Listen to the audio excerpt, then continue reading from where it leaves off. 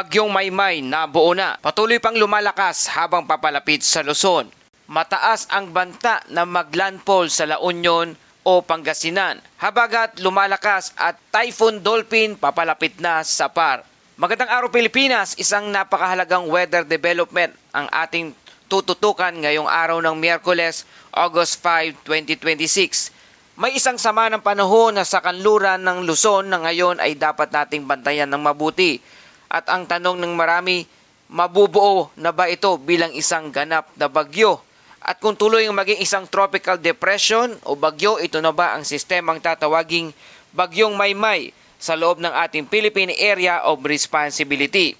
May posibilidad ba itong lumapit o tumama sa La Union at Ilocos Sur? At habang binabantayan natin ang sistemang ito, may isa pang malakas na bagyo sa malawak na bahagi ng Pacific Ocean. Ito ang Typhoon Dolphin na patuloy na kumikilos pakanluran at papalapit na sa bahagi ng Western Pacific. Kaya ngayong araw, hindi lamang isang weather system ang kailangan nating bantayan. Dalawang sistema ang sabay nating susundan. Ang bagong bagyo sa kanlurang bahagi ng Luzon at ang Typhoon Dolphin na nasa labas pa ng ating Philippine Area of Responsibility. At may isa pang malaking player sa ating weather picture, ang Southwest Monsoon o Habagat. Dahil kahit hindi direktang tumama ang isang bagyo, maaari nitong palakasin ang habagat at magdadala ng mas malawak at mas matagal na pag-ulan sa malaking bahagi ng Luzon at Visayas. Kaya manatili kayo hanggang dulo dahil isa-isahin natin ang kasalukuyang lokasyon ng bagyo at posibleng tatahaking direksyon nito. Ang mga lugar na maaring makaranas ng malalakas na pag-ulan at ang epekto ng habagat. Ang sitwasyon ng Typhoon Dolphin. At higit sa lahat, ano ang dapat nating bantayan sa mga susunod na 24 oras. Para naman lagi kang updated sa ating panahon, i-like, i-share at i-subscribe mo lang ang ating channel. Mga kababayan, unahin natin ang mahalagang development ngayong araw ng Miyerkules. Ang low pressure area na binabantayan sa kanlurang bahagi ng Luzon ay namataan sa layong 180 kilometers kanluran ng Bacnotan, La Union. At dito nagiging interesante ang ating weather situation dahil ang sistemang ito ay nasa ibabaw ng West Philippine Sea. Ibig sabihin, hindi na ito nasa mismong kalupaan ng Luzon. At kapag ang isang low pressure area ay nasa ibabaw ng dagat, may pagkakataon itong makakuha ng dagdag na moisture at enerhiya mula sa mainit na karagatan. Kaya naman patuloy itong minomonitor ng mabuti. Batay sa mga impormasyon, ngayong araw mataas ang posibilidad na maging isang tropical depression ang LPA sa loob ng susunod na 24 oras. At kapag naging tropical depression, ang susunod na pangalan sa local name ay Bagyong Maymay, ang ika-13 bagyo ngayong taong 2026 at ikalawang bagyo naman ngayong buwan ng Agosto. Ngayon ay pag-usapan natin, ang tanong ay bakit ito maaring lumakas? At ano ang maaring mangyari kapag nagkataon na maging tropical depression ito? Una, sa karagatan. Ang low pressure area ay nasa ibabaw ng West Philippine Sea. Ang karagatan ay nagsisilbing source ng moisture. Kapag ang kondisyon at sa atmosphere ay favorable, ang moisture na ito ay maaring ma-concentrate sa paligid ng low pressure circulation. Habang nag-oorganisa ang thunderstorm sa paligid ng sentro, maaring unti-unting lumalakas ang sirkulasyon nito. Pero hindi ibig sabihin nito na siguradong magiging malakas na bagyo ito. Maraming bagay ang kailangang mangyari. Kailangan ng sapat na moisture, kailangan ng magandang upper level outflow, kailangan din ng hindi masyadong malakas ang vertical wind shear, at kailangan ding magkaroon ng steering flow na magtutulak sa sistema sa isang direksyon. At dito pumapasok ang isang napakahalagang elemento, ang Typhoon Dolphin. Dahil habang minomonitor natin ang low pressure area sa kanluran ng Luzon, nasa labas naman ng PAR o Philippine Area of Responsibility ang Typhoon Dolphin. Batay sa latest data, ang Typhoon Dolphin ay namataan sa layong 2,095 kilometers east-northeast ng extreme northern Luzon. Taglay pa rin ito ang maximum sustained wind na umaabot na sa 155 kilometers per hour malapit sa gitna. At ang gustiness o pagbugso nito ay umaabot na sa 190 kilometers per hour. At kumikilos ito generally westward sa bilis na 20 kilometers per hour. Kaya ano ang ibig sabihin nito mga kababayan? Hindi ibig sabihin na direktang tatama si Typhoon Dolphin sa Pilipinas. At napakahalaga nitong sabihin na wala tayong basihan para sabihing direktang maglandfall ang Typhoon Dolphin sa ating bansa. Patay lamang ito sa kasalukuyang datos. Pero mas malaking papel ang sirkulasyon nito sa kabuuang weather pattern sa paligid ng ating bansa. Ibig sabihin, ang atmosphere na parang isang malaking conveyor belt. May isang malaking sistema sa silangan, ang Typhoon Dolphin. May maliit na sirkulasyon sa kanluran, ang low pressure area. At nasa pagitan nila ang malaking moisture flow. Kapag nagbago ang interaksyon ng dalawang sistema, maaring magbago rin ang behavior ng low pressure area o ang bagong bagyo na tatawaging Maymay. At ito ang isa sa mga dahilan kung bakit kailangan bantayan ang susunod na mga forecast. Ngayon, pag-usapan natin ang posibilidad na ang low pressure area ay maging tropical depression. Kung tuluyang itong maging isang tropical depression o bagyo, batay sa kasalukuyang impormasyon, may senaryo na ang low pressure area ay mananatiling nasa paligid ng West Philippine Sea at maaring lumapit sa Western Luzon. May posibilidad ding maapektuhan ang La Union at Ilocos Sur. At ito ang dahilan kung bakit maraming kababayan natin sa Northern Luzon ang dapat nang maging alerto. Pero gusto kong maging malinaw, ang forecast track ay maaari pa ring magbago. Lalo na dahil maliit pa ang sirkulasyon ng sistema at hindi pa ganap na organize ang low pressure area. May tatlong bagay na dapat tayong bantayan. Unang senaryo, ang LPA remains weak. Kung hindi ito makapag-organisa, maaring manatili itong low pressure area at magdala pa rin ng ulan, ngunit hindi magiging isang significant tropical cyclone. Ang pangalawang senaryo ay magiging tropical depression o isang bagyo.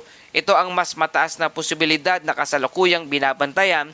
Kung mangyari ito, maaari itong bigyan ng local name na Maymay at depende sa official classification at kung ito'y lalakas pa na klase ng bagyo. Ang pangatlong senaryo ay mag-oorganisa at lumakas ng mas mabilis kaysa inaasahan. Ito ang senaryo na hindi natin dapat ipagsawalang bahala. Hindi ibig sabihin na ito ang inaasahang mangyari, pero sa weather forecasting kailangan nating bantayan maging at least likely senaryo kung may potential impact ito sa publiko. Maaari na itong magdala ng makabuluhang rainfall, pero sa Metro Manila, Rizal, Cavite, Batangas at Occidental Mindoro, inaasahan ng occasional rain dahil sa southwest monsoon. At kapag sinabi nating habagat, hindi ito simpleng ulan lamang. Minsan ito'y paulit-ulit at minsan ay mahina sa umaga ngunit lumalakas sa bandang hapon. At kapag nagkataon na may tropical disturbance na nag-i-enhance sa moisture flow, maaring maging mas organized at mas malawak ang rainfall. Sa lugar ng Ilocos Region, Cordillera Administrative Region, Cagayan Valley at Central Luzon, inaasahan ang cloudy skies na may scattered rain at thunderstorm dahil sa low pressure area. At dito kailangan nating mag-ingat dahil ang problema sa ganitong weather pattern ay hindi lamang ang lakas ng ulan sa isang oras. Ang problema ay paulit-ulit na pag-ulan sa loob ng ilang oras at magkakasunod na araw. Kapag basang-basa na ang lupa, mas mabilis tumaas ang posibilidad ng landslide. Kapag mataas na ang tubig sa mga ilog at drainage system, mas mabilis ding bumaha. Kaya kahit hindi tropical cyclone sistema, ang rainfall hazard ay maari pa ring maging seryoso. Ngayon, saan ang pinakamalakas na ulan? Para sa rainfall outlook na dulot ng LPA, sa susunod na period, ang mga lugar na maaring makatanggap ng 100 hanggang 200 mm na rainfall ay kinabibilangan La Union, Pangasinan, Benguet, Tarlac, Zambales at Bataan. Samantala, 50 hanggang 100 mm naman na buhos ng ulan dito sa Ilocos Sur, Nueva Vizcaya, Aurora, Nueva Ecija, Bulacan at Pampanga. At may isang lugar na partikular nating dapat bigyang pansin, ang Pangasinan.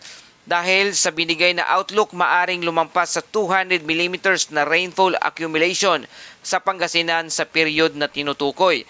At kapag sinabi nating higit 200 mm, malaking halaga na iyon. Hindi ibig sabihin na sabay-sabay itong babagsak sa lahat ng lugar. Maaari itong mag-iba depende sa lokasyon, thunderstorm development, terrain at actual movement ng weather system. Pero ito ay malinaw na signal, may potensyal para sa flooding concern. Ngayon, isang malaking bahagi sa ating weather update, ang southwest monsoon o habagat. Ito ang dahilan kung bakit kahit nasa West Philippine Sea ang LPA, ramdam ang epekto ng panahon sa maraming bahagi ng Luzon at Visayas.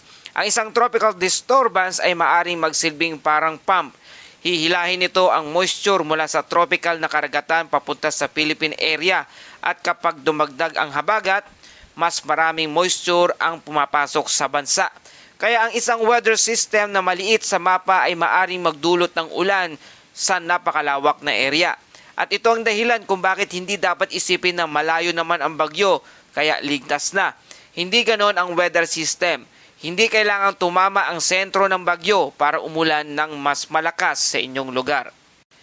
Sa Western Visayas, Antique, Iloilo at Guimaras, asahan na ang cloudiness at scattered rain dahil sa habagat. Sa Mimaropa naman, kabilang ang Occidental Mindoro, maaari ring maging makulimlim at maulan. At para sa Metro Manila, hindi natin dapat ikagulat ang mga period ng ulan lalo na kung lalakas ang habagat. May mga pagkakataong magiging cloudy ang buong Metro Manila at pagkakataon namang bigla ang bubuhos ang ulan. At sa mga lugar na may saturated ground o baradong drainage, maaring mabilis na magkaroon ng localized flooding. Para sa ating mga kababayan sa Metro Manila, hindi man kayo nasa direktang landfall zone ng LPA, hindi ibig sabihin na wala ng epekto sa inyo. Ang concern dito ay ang rainfall, lalo na sa mga oras na malalakas ang habagat. Kaya sa mga papasok sa trabaho, papasok sa school at bumabiyahe ngayong araw, maghanda ng extra travel time. Maaring biglaan bumagal ang traffic kapag magkaroon ng malalakas na pagbuhos ng ulan. At kung may bahaging baha sa inyong normal na ruta, mas mabuting magkaroon ng alternative route kaysa piliting daanan ang baha. Mga kababayan, kung titingnan natin ang buong mapa ng Pilipinas, may isang low pressure area sa west of Luzon, may habagat sa western section at may typhoon Dolphin sa malawak na Pasipiko. Ito ang isang classic example ng weather interaction. Hindi magkakahiwalay ang mga weather system. Nakikipag-ugnayan sila sa isa't isa. At kapag nagbago ang isang bahagi ng pattern, maaring mabago rin ang response ng iba. Ito ang dahilan kung bakit maaring magbago ang forecast track ng isang low pressure area o ng isang bagyo at maaring mas mabilis itong lumapit sa landmass. Maaring manatili itong overwater at maaring lumakas o maari namang humina. At sa ngayon, ang pinakamalaking uncertainty ay ang gaano kabilis itong mag-oorganisa at ano ang magiging steering flow nito sa mga susunod na 24 oras. At dumako na tayo sa ating Bible verse of the day mula sa Awit 46 verse 1. Ang Diyos ang ating kanlungan at kalakasan na handang tumulong sa panahon ng kagipitan. Napakaganda ng mensaheng ito lalo na sa panahon ng bagyo at malakas na ulan. Hindi nito ibig sabihin na hindi na tayo kailangan maghanda. Sa halip, ipinapaalala nito na habang ginagawa natin ang ating bahagi, habang naghahanda, habang nakikinig sa mga babala, habang inililipat natin sa ligtas na lugar ang ating pamilya, may pag-asa tayong pinangahawakan. Ang pananampalataya ay hindi kawalan ng pag-iingat. Ang tunay na paghahanda ay bahagi rin ng pagiging responsable. Kaya kung may bagyong paparating, maghanda. Kung may baha, lumayo. Kung may babala, makinig. At kung may pangamba, manalangin. Hindi natin kontrolado ang direksyon ng hangin. Hindi rin natin kayang pigilan ng ulan. Pero kaya nating gumawa ng tamang desisyon upang protektahan ang ating pamilya. At sa bawat unos, hindi lamang panahon ang sinusubok. Minsan sinusubok din ang ating tapang, pagtutulungan at pananampalataya. At yan po ating update sa panahon ngayong araw na ito. Kung nakatulong sa inyo ang balitang ito, please like, share, and subscribe. Salamat sa iyong suporta. Ito ang Pilipinas Weather ngayon na lagi nagpapaalala, mag-ihanda, mag-iligtas, mag-alerto, ingat tayong lahat.